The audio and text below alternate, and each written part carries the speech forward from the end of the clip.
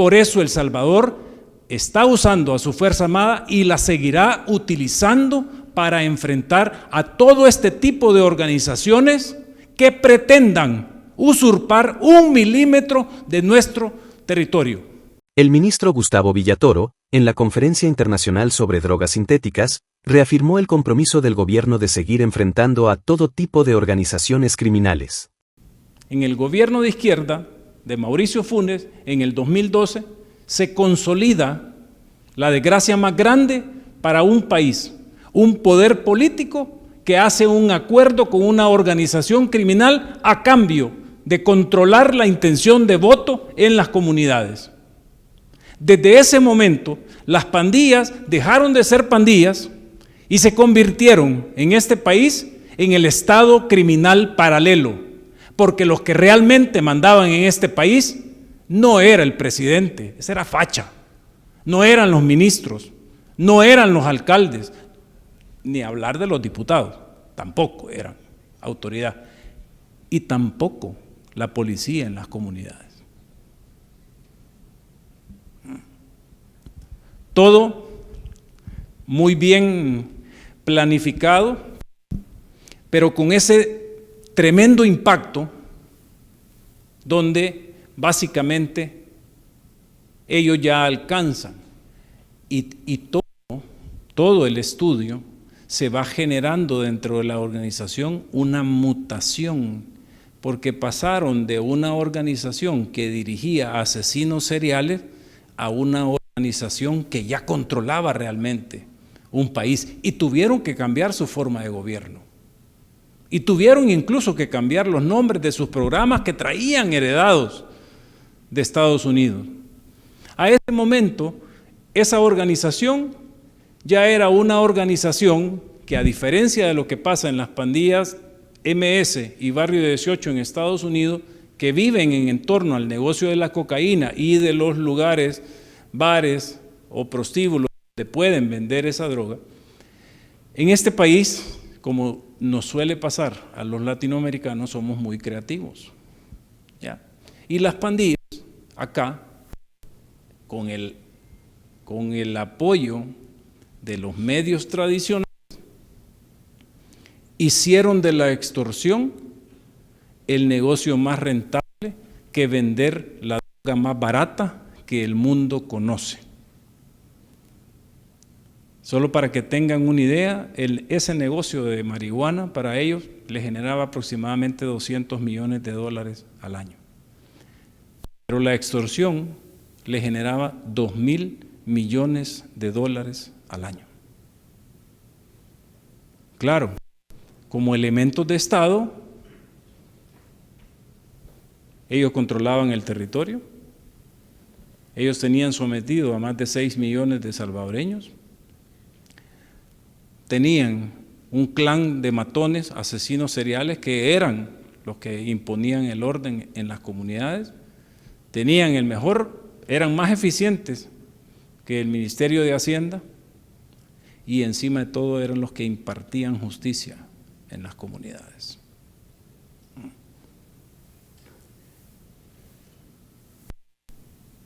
Cuando nos damos cuenta como sociedad de esa cobardía, el siguiente gobierno de izquierda, para tratar de corregir la plana, empieza una nueva política que nosotros en el estudio le llamamos fuego contra fuego, que no era más que si los pandilleros mataban 4, desde las fuerzas de seguridad de esos gobiernos se mataban a 4 pandilleros. Es decir, que ellos institucionalizaron el crimen dentro de lo más sagrado que tiene un Estado, sus Fuerzas Armadas y su policía. Porque habían sicariato desde esas instituciones. Y con esa realidad se entiende perfectamente la desgracia y la deshonra de ser el país más violento del mundo en el 2015. Llegar a más de 6.600 homicidios. Y sin contar la asistencia de los mismos excomandantes de izquierda que les dijeron, miren, no sean tontos, hombre, ya no estén dejando los cuerpos en la calle, mejor camínenlos, los entierran, y desaparecieron. Ese año, de 6.600, más de 2.000 personas desaparecieron en este país. Y como especialista en secuestros les puedo decir que no hay lugar de cautiverio para tener a 2.000 personas vivas. Esos estaban todos muertos. Y la comunidad internacional seguía viniendo acá con un montón de leyes para distorsionarnos, para confundirnos. La ley de desaparecidos, la ley del desplazamiento forzado. Éramos el país estúpido en el mundo, que no estábamos en guerra y que teníamos ley de desplazamiento forzado que solo aplica en estados en guerra. Vean la cabeza de los dinosaurios que tuvimos en este país. Todo por ser mendigos. Nos fue verdaderamente mal durante 40 años por pretender que cada uno que venía al estilo lo hizo Cristóbal, que nos cambió espejos, dicen, ¿verdad? No estaba vivo para ese entonces, por oro. Empezamos a entender que las soluciones siempre tenían que venir de afuera, que nosotros éramos incapaces de parir una estrategia para enfrentar esto, que si bien es cierto, no lo originamos nosotros, pero eran salvadoreños los criminales. Y por ende, y si estaban matando salvadoreños, y si estaban en nuestro territorio, era nuestra responsabilidad como salvadoreños.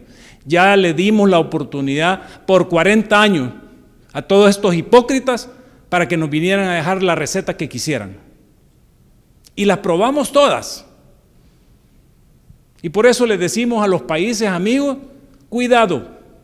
Y cualquier receta, por bonita que parezca, como cuando le dijeron al presidente, mira, no podés capturar a todos los pandilleros porque si no se te va a caer el consumo.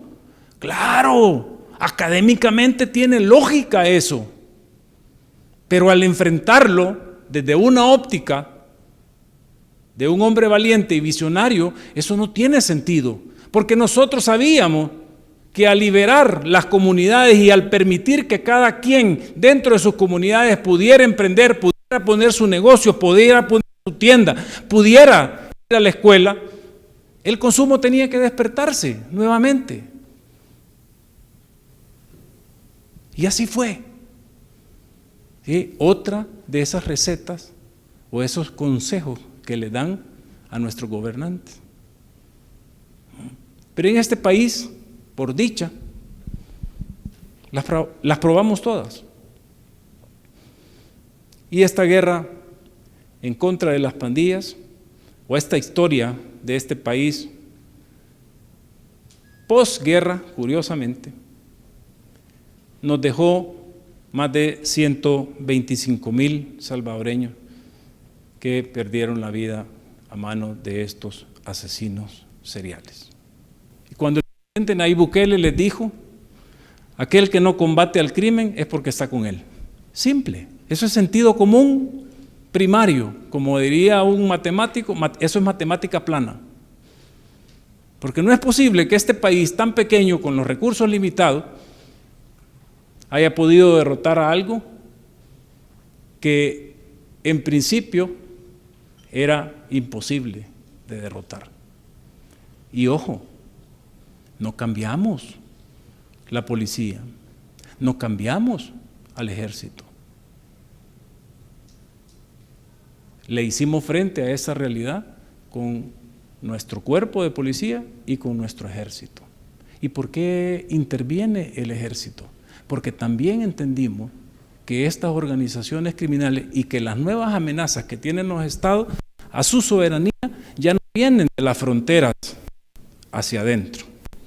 Por eso cuando alguno de estos iluminados viene y se molesta porque el ejército está con nosotros en labores de seguridad pública, es porque falta el cerebro de no entender o porque viven muy cómodamente con estas organizaciones criminales en sus países que atentan contra la soberanía del Estado.